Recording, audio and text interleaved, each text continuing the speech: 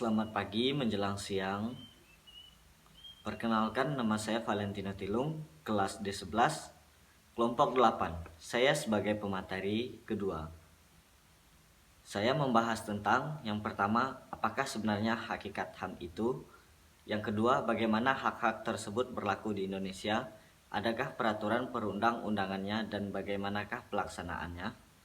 Yang ketiga, pembukaan Undang-Undang 1945 alinea pertama bagian batang tubuh UUD 1945 mulai pasal 27 sampai pasal 31.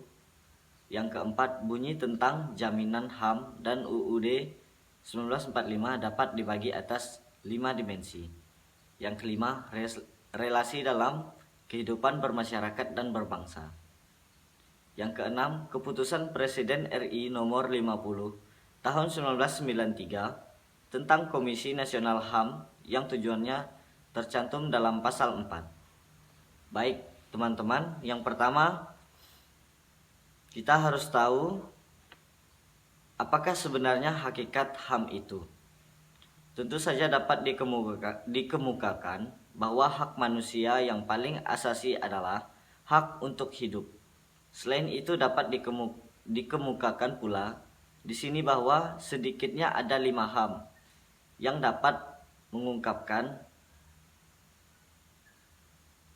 atau pengakuan dari masyarakat di dunia, yakni 1. Kebebasan berbicara, perbedaan dan pers. Yang kedua, kebebasan beragama. Yang ketiga, kebebasan berkumpul dan berserikat. Keempat, hak atas perlindungan yang sama di depan hukum. Yang kelima, hak atas pendidikan dan kehidupan yang layak. Baik, yang kedua, bagaimana hak-hak tersebut berlaku di Indonesia? Apakah peraturan perundang-undangannya dan bagaimanakah pelaksanaannya? Menurut tertib hukum di Indonesia, semua peraturan perundang-undangan yang berlaku mengacu pada hukum dasar atau konstitusi, baik yang tertulis maupun yang tidak tertulis. Hukum dasar yang tertulis yang berlaku di Indonesia saat ini adalah Undang-Undang Dasar 1945. Dan kita sebagai rakyat Indonesia harus patuh terhadap peraturan yang sudah berlaku di dalam negara kita, yaitu Undang-Undang Dasar 1945. Yang ketiga, pembukaan Undang-Undang Dasar 1945 alinea pertama bagian batang tubuh. Undang-Undang Dasar 1945 mulai pasal 27 sampai dengan pasal-pasal 31 menyatakan sebagai berikut, bahwa sesungguhnya kemerdekaan itu ialah hak segala bangsa, dan oleh sebab itu maka penjajahan di atas dunia harus dihapuskan, karena tidak sesuai dengan peri kemanusiaan dan peri keadilan.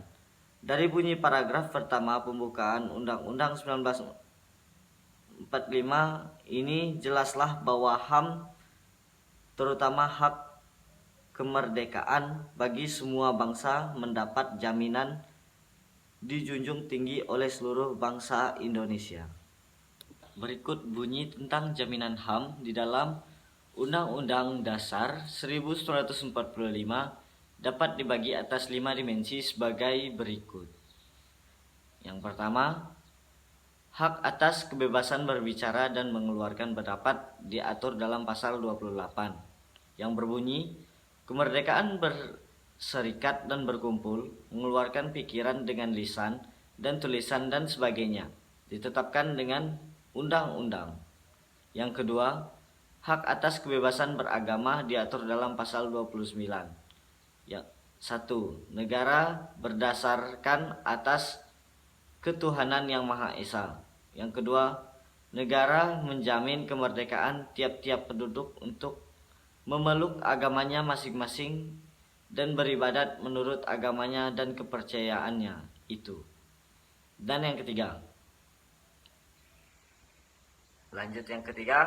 hak atas kebebasan berkumpul dan berserikat diatur dalam pasal 28 yang berbunyi, kemerdekaan berserikat dan berkumpul, mengeluarkan pikiran dengan lisan dan tulisan dan sebagainya ditetapkan dengan undang-undang. Yang keempat, hak atas perlindungan dan kedudukan yang sama di depan hukum, diatur dalam pasal 27 ayat 1. Segala warga negara bersama kedudukannya di dalam hukum dan pemerintahan dan wajib menjunjung hukum pemerintahan itu dengan tidak ada pengecualiannya. Yang kelima, hak atas penghidupan yang layak diatur dalam pasal 27 ayat 2. Tiap-tiap negara berhak atas pekerjaan dan penghidupan yang layak bagi kemanusiaan. Yang keenam, hak atas pendidikan diatur dalam pasal 31. Yang A, tiap-tiap warga negara berhak mendapat pengajaran. Yang B, pemerintah mengusahakan dan menyelenggarakan suatu sistem pengajaran nasional yang diatur dengan undang-undang. Baik, yang kelima yaitu realisasi dalam kehidupan bermasyarakat dan berbangsa sebagai berikut. Sejak kelahiran negara RI tanggal 17 Agustus 1945, sebenarnya para ahli negara telah memikirkan dan bahkan telah menuangkan gagasan tentang HAM ini, namun dalam pelaksanaannya telah mengalami masa pasang surut. Dan yang keenam, kita akan membahas tentang keputusan Presiden RI nomor 50 tahun 1993 tentang Komisi Nasional HAM yang tujuannya tercantum dalam pasal 4 sebagai berikut.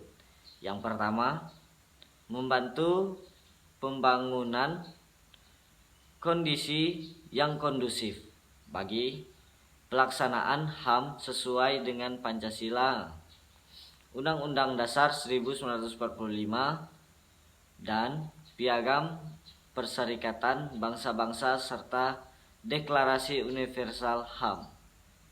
Yang kedua, meningkatkan perlindungan HAM guna mendukung terwujudnya tujuan pembangunan nasional, yaitu pembangunan manusia Indonesia seutuhnya dan pembangun masyarakat Indonesia seluruhnya.